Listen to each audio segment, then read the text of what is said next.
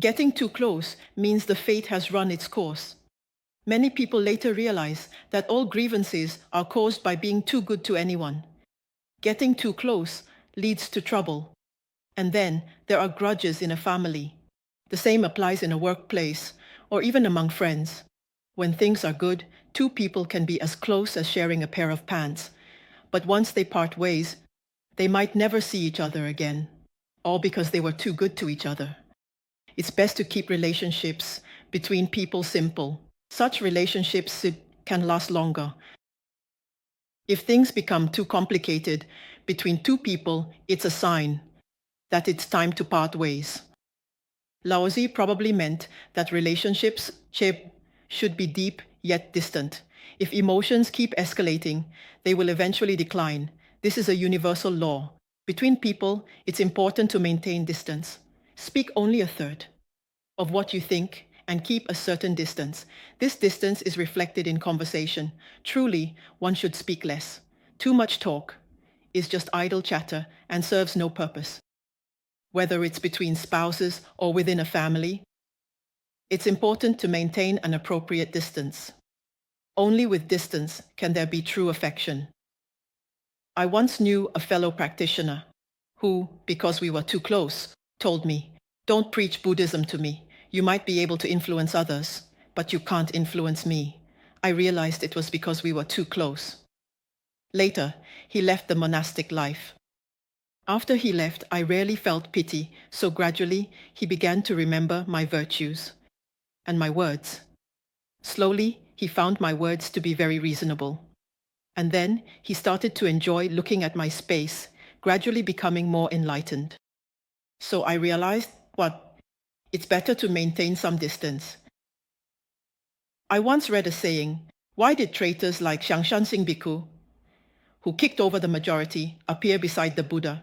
Because they were too close, too near, to see the virtues of the other, unable to observe the occurrences of the other. Therefore, they couldn't see the Buddha's three-world ear aspect, only seeing the mundane Buddha in everyday life. Being too close, they lacked a sense of reverence and couldn't see the virtues of the other. When emotions improve, it often leads to a clinging attachment, and this clinging attachment is the root of future conflicts with the other.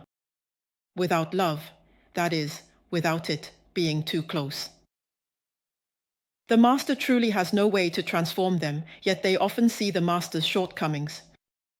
I often recall a saying from my master.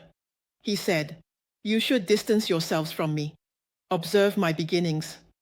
And just think of me. Don't get too close." Many people, once they get close, often fail to see the virtues of the other, but see the flaws instead. Isn't this a kind of warning? Relationships between people are truly interesting, without a sense of respect. It's really hard to maintain them. This is also true between husband and wife. We need to be grateful and considerate to maintain them well, just like my master. When he gets angry, everyone is afraid of him, even when it comes to eating and sleeping. But when he is kind, it's remarkable. He has a kind of aura, so whenever we think of him, we feel a sense of empowerment. Having a sense of respect, being able to feel respect for the master is also a virtue of the master. I remember a Dharma talk mentioned a saying, when you truly see the Buddha, you no longer even have the desire to become a Buddha. Because the Buddha is so down to earth, so ordinary. When you see him, you think the Buddha is just like that. So how can you aspire to become a Buddha? However, truly virtuous people are also very down to earth, and without a discerning eye, we often fail to see the virtues in others. Interacting with anyone is truly an art or a very important lesson in life, and mastering it is not easy. I think one crucial point is to maintain a mindset of not expecting anything, not seeking anything from the other person, and not demanding anything from them. Instead, do more for the other person. And in this way, the relationship will gradually improve. Many relationships worsen as expectations from the other person increase, which is often the cause of conflicts. The friendship of a gentleman is as insipid as water. Let's live a simple and plain life, without needing too much back and forth of favors. At the same time, we should be grateful for anything others give us. Only with gratitude can relationships last. If there is no gratitude between a couple, they become like debt collectors to each other, constantly demanding from one another. Can life be happy like that? Without gratitude for the good in others, interactions become fleeting pleasures, and once they're over, they're over. Expecting the other person to be good to you becomes impossible. And this is also the law of cause and effect. Everyone comes into this world with one or several significant tasks. And once they complete them, they leave. Any relationship is just a part of one's journey.